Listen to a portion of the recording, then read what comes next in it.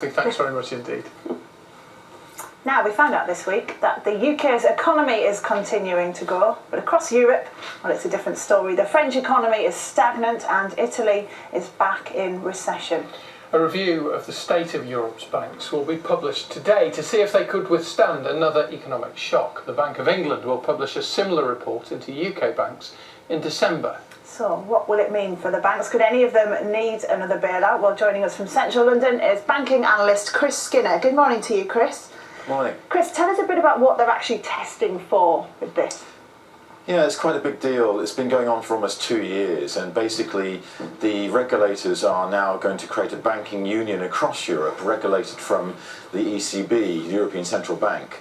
And before they do that, they wanted to check the balance sheets of all the European banks. And so they've taken 130 of the biggest that hold 86% of all the assets in Europe and said, are your balance sheets and are your ability to manage stress in terms of another economic shock good enough? And today we'll find out that of those 130, probably about 10 will fail. I remember the last time we talked about bank stress tests, there was criticism that they weren't testing enough. Do you think this time they are?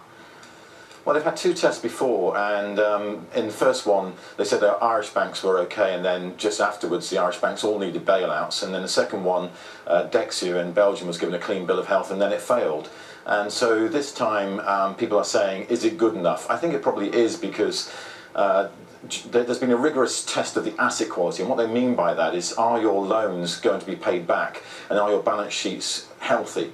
And that's taken a lot of effort. About 20% of bank staff have been dedicated to this effort, and there's been all the auditors and other accountancy firms coming in to check that this is a rigorous test. So it's far more in-depth than it's ever been before.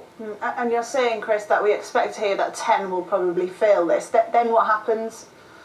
Well, there's still big issues with some of the Greek, Italian, Portuguese banks and one of the Austrian banks. And what will happen with those is that they will then be asked to show their plans to sort out their balance sheets and become healthy again. And if those plans are not good enough, then they'll probably be absorbed into a bigger bank and merged.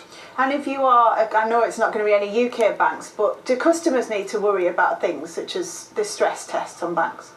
Not in the UK. Our banks are actually very healthy indeed. There's a question about one of the Irish banks, Permanent TSB, but that's about the asset quality, as in will their loans be paid back. They will survive the stress test, I think. So there's 2 tests here. One is, are your loans good enough? How many bad loans do you have in your books? And the second is, could you survive another economic shock like the credit crisis of 2008? All of our banks in UK and Ireland, I think, will pass the second test. So do you think then overall, Chris, that things are a lot better than they were, and we kind of don't need to worry so much about banking anymore?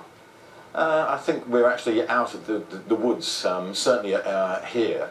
In Europe there's still some big questions, and what's been happening is a lot of the European banks have been selling assets. About $2 trillion worth of assets have been sold in the last couple of years to shore up those balance sheets and make themselves healthy. But there's still a long way to go in Europe because Europe's in recession. UK is doing well. Excellent, Chris. Thank you very much for the optimism there about the banking system. Haven't been able to talk about that for a while, have we? No, I'd say you'll talk about it in December again when the banks here are tested.